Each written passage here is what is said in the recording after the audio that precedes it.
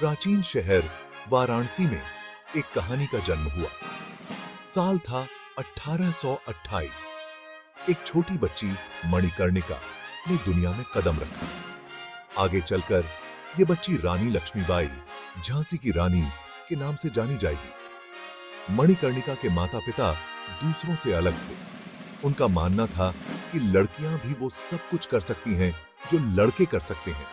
उन्होंने उसकी जिज्ञासा और उसके हौसले को हमेशा बढ़ावा दिया। नन्ही मणिकर्णिका उनके जीवन में एक रोशन किरण की तरह थी। मणिकर्णिका की हंसी से उनका घर गूंजता रहता था। लेकिन इस बच्ची के लिए किस्मत को कुछ और ही मंजूर था। उसकी किस्मत में ग्रेटनेस लिखी थी। उसे रानी और योद्धा बनना था। मणिकर्णिका बहुत जल्दी सीख जाती थी। उसे बहादुर योद्धाओं की कहानियां सुनना बहुत पसंद था। उसने घोड़े की सवारी करना सीखा, वो भी हवा से बातें करती हुई। तीरंदाजी में उसका निशाना अचूक था, यहां तक कि उसने तलवारबाजी में भी महारत हासिल कर ली। उसके माता-पिता को उसके साहस पर बहुत गर्व था। वे जानते थे कि उनकी बेटी स्पेशल है। वो निडर और मजबूत होने के साथ-साथ दयालु और संवेदनशील भी थी।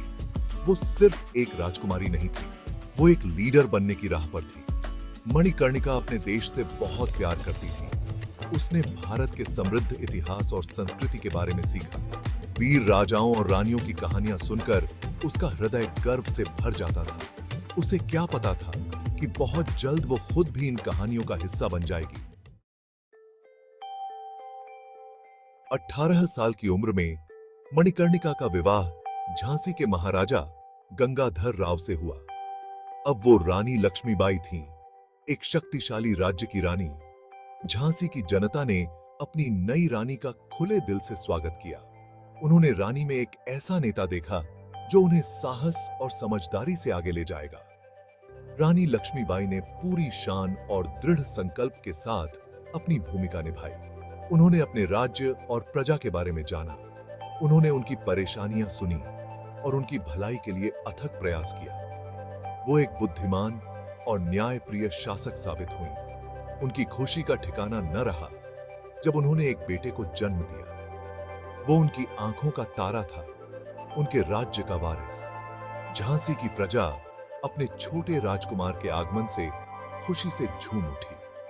झांसी का भविष्य सुरक्षित लग रहा था। Section 4, the doctrine of lapse, a kingdom at stake. लेकिन झांसी पर मुसीबत के बादल मंडरा रहे थे। ताकत के भूखे ईस्ट इंडिया कंपनी की नजर झांसी पर थी। उन्होंने डॉक्ट्रिन ऑफ लैप्स नाम का एक नया कानून बनाया। इस कानून के तहत अंग्रेज किसी भी ऐसे राज्य पर कब्जा कर सकते थे जहां कोई पुरुष वारिस न हो। झांसी पर तब कहर टूटा जब महाराजा का देहांत हो गया।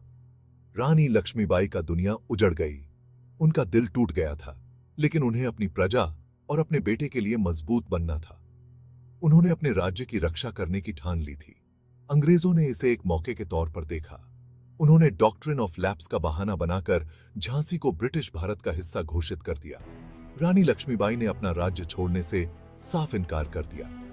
वो जानती थीं कि यह अन्याय है। हब्बे बात आगे पने साब वासाता वो हक्कू के लिए लड़ेंगी। Section 5, The Revolt of 1857, A Queen's Defiance। साल 1857 भारत के इतिहास में एक महत्वपूर्ण मोड़ लेकर आया। पहला स्वतंत्रता संग्राम, जिसे सिपाही विद्रोह भी कहा जाता है, शुरू हो गया। रानी लक्ष्मीबाई ने अंग्रेजों के खिलाफ इस लड़ाई में हिस्सा लिया और विरोध का प्रतीक बन गई। उन्होंने अपने सैनिकों को एकजुट किया। उनका हृदय आजादी की अग्नि से जल रहा था। उन्होंने अपने सैनिकों के साथ कंधे से कंधा मिलाकर बहादुरी से लड़ाई लड़ी। उनका बेटा उनकी पीठ से बंधा हुआ था। उनकी बहादुरी ने अनगिनत लोगों को अंग्रेजों के खिलाफ उठ खड़े होने के लिए प्रेरित किया। वो आजादी की चाहत रखने वाले देश के लिए उम्मीद की किरण बन गई। उनके नाम से अंग्रेजों के दिल दहल जाते थे। उन्होंने झांसी की रानी को कम आंका था। वो सिर्फ एक रानी नहीं थी, वो प्रकृति का एक ऐसा रूप थी, एक ऐसी योद्धा जिसकी बराबरी कोई नहीं कर सकता था। Section 6. A legacy of courage. Rani लक्ष्मीबाई's enduring spirit. युद्ध अपने चरम पर था और रानी लक्ष्मीबाई अदम्य साहस के साथ लड़ रही थी। वो अपने बच्चे की रक्षा करती हुई एक शेरनी की तरह लड़ रही थी। उनका हौसला अटूट था, लेकिन किस्मत को कुछ और ही मंजूर था। 18 जून 1858 को झांसी की निडर रानी लक्ष्मीबाई युद्ध में शहीद हो गईं।